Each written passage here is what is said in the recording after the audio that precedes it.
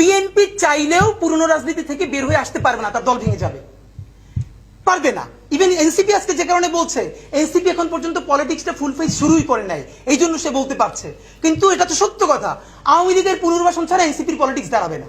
BNP যখন size হয়ে যাবে মোটামুটি, সেটা ইন্ডিয়ার মাধ্যমে হোক, এজেন্সির মাধ্যমে হোক, XYZ আরো অনেকের মাধ্যমে হোক, এরপর এটা জামাতের উপরে আসবে। তো বিএনপি যে কয়দিন পারলো তো পারলো, জামাত পারবে না 3 দিনও।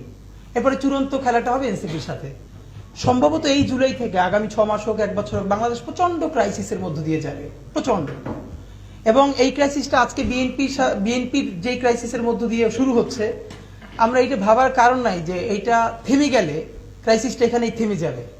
এটা বিএনপির সাথে ঘটবে, এর কিছুদিন পরে বিএনপি যখন সাইজ হয়ে যাবে মোটামুটি, সেটা ইন্ডিয়ার মাধ্যমে হোক, এজেন্সির মাধ্যমে হোক, XYZ আরো অনেকের মাধ্যমে হোক, এরপর এটা জামাতের উপরে আসবে। তো বিএনপি যে কয়দিন পারলো তো পারলো, জামাত পারবে না 3 দিনও। এরপরে চূড়ান্ত খেলাটা হবে এনসিপির সাথে, এবং এনসিপি পারবেই না।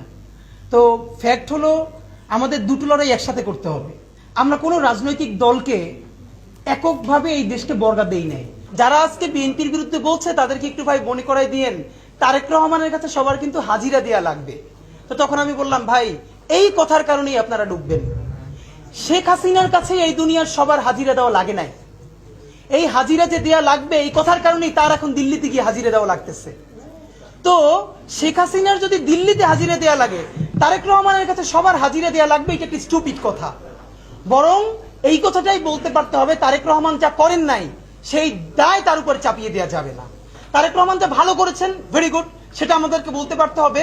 প্যারালালি আমরা এই রাষ্ট্র কায়েম করতে চাই, তারেক রহমানও সমালোচনার ঊর্ধ্বে নন, এবং তিনি ভুল করলে তার সামনে বসেই সমালোচনা করে পারতে হবে।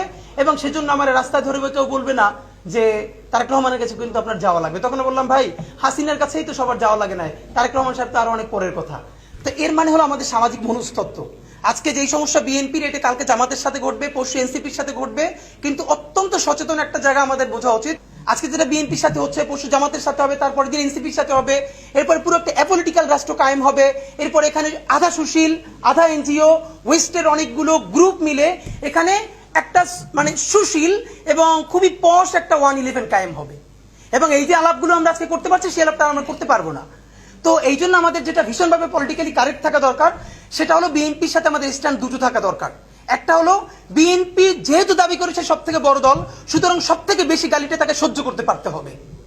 এই সহ্য করার হিম্মত ক্ষমতা যদি সে হারাই ফেলে, আওয়ামী লীগের পরিণতি বরণ করবে। কিন্তু এর মানে এই না যে আমরা আজকে খুবই বাজে একটা কাজ হয়েছে, আমি জানি না এটা কারা করেছে, না বুঝি করেছে, এটা আমাদের জুনিয়রদেরকে বুঝাতে হবে। দেখলাম যে মিডফোর্ডের দিকে মনে হয় আমাদের আইডিয়াল কলেজের কিছু ছোট ভাইয়েরা গিয়ে সেখানে শহীদ জিয়ার ছবি অবমাননা করেছে। খুবই বাজে কাজ, এই অর্থে বাজে কাজ। এই জন্য আপনার আমাদের বিএনপির এজেন্ট বললে কোনো লাভ নাই। বাংলাদেশ শহীদ জিয়া বিএনপির একক অ্যাসেট না। ইভেন আমরা তো বেগম খালেদা জিয়াকেও বিএনপির একক অ্যাসেট বলি না। শহীদ জিয়া বাংলাদেশপন্থী রাজনীতির যে আইকনের জায়গা, সেটাকে যদি আপনি ধ্বংস হতে দেন, তাহলে বাংলাদেশপন্থী রাজনীতিটা দাঁড়াবে কিসের উপর? প্রত্যেকটা দেশে পলিটিক্সের জন্য, নেশন বিল্ডিং এ, স্টেট বিল্ডিং এ তার কিছু ক্যারেক্টার দরকার, কিছু আইকন দরকার, কিছু হিরোজ দরকার। তো আমাদের হিরো কারা হবে? শহীদ জিয়ার মতো সৎ একটা ক্যারেক্টার গত 100-200 বছরে কি বাংলাদেশে এসছে? তো এটাকে আমরা জাতীয় সম্পদে রাখবো না? হ্যাঁ, বিএনপির আমরা বলবো যে এই নাম সেল করে চাঁদাবাদী চলবে না, পাথর মেরে হত্যা চলবে না। এক সেকেন্ড। এবং অনেকে আমাকে বলেছে জুলাইয়ের স্পিরিট নাই। সেদিন একটা ইন্টারভিউতে আমাকে জিজ্ঞেস করলো, এখন তো প্রাইভেট ইউনিভার্সিটি নামে না। তো ওই দিন যে কথাটা বলেছি, আজকে আমি ভীষণ নিজের প্রতি মানে আল্লাহর প্রতি কৃতজ্ঞ যে আমি এই কথাটা আমার মনে হয়েছে। আমি বলেছি, দেখেন আবারও যেদিন এরকম কোনো বাজে কাজ হবে, কোনো কারো লিডারশিপের অপেক্ষা না করে প্রাইভেট ইউনিভার্সিটি প্রত্যেকটা নেমে আসবে। And it was happened. দেখেন আপনি, এই যে যখনই বাজে ভিডিওটা আমাদের সামনে আসলো, নামও নিচ্ছি না, ব্র্যাক, নরসাদ থেকে শুরু করে প্রত্যেকটা বিশ্ববিদ্যালয় নিজেরা নেমেছে, তুমুল মিছিল করেছে। তা আমাদের এখন যেটা সব থেকে জরুরি কাজ, এইরকম পলিটিক্যাল ক্রাইসিস প্রতিদিন লেগে থাকবে। আজকে বিএনপি, কালকে জামাত, এনসিপি, এই সেই চলতে থাকবে। কিন্তু আমাদের ফোকাস হারানো চলবে না। দা ফোকাস ইজ জুলাইয়ের ঘোষণাপত্র এবং সেকেন্ড ফেজ জুলাইয়ের সনদ। আপনাদেরকে একটা কথা মনে রাখতে হবে, আমাদের এখন অনেকগুলো শত্রুর সাথে ফাইট করতে হবে। আপনাকে একটা কথা খেয়াল করেছেন, বিএনপি প্রথমে জুলাই ঘোষণাপত্রের ব্যাপারে খুবই উদাসীন। পুরো দেশ যখন ঘোষণাপত্রের পক্ষে দাঁড়াচ্ছে, জুলাই একটু বিএনপি করে সেখান থেকে সরে এসে সে জুলাইয়ের পক্ষে দাঁড়াচ্ছে। যেই বিএনপি প্রথম বলেছে এটা কোনো লিটারেচার, এটাকে সংবিধানে নেওয়ার কোনো মানে নাই, খুবই বাজেভাবে বলেছে, সেই বিএনপি এখন বলছে এটা সংবিধানের তফসিলে যুক্ত করা যায়। এর মানে আমাদের যখন ইমপ্রুভমেন্ট ঘটছে বিএনপির সাথে, যেই বিএনপি এখন তফসিলে রাজি হচ্ছে, সেই বিএনপিকে আমরা এটাকে সংবিধানের প্রস্তাবনায় রাজি করাতে পারবো।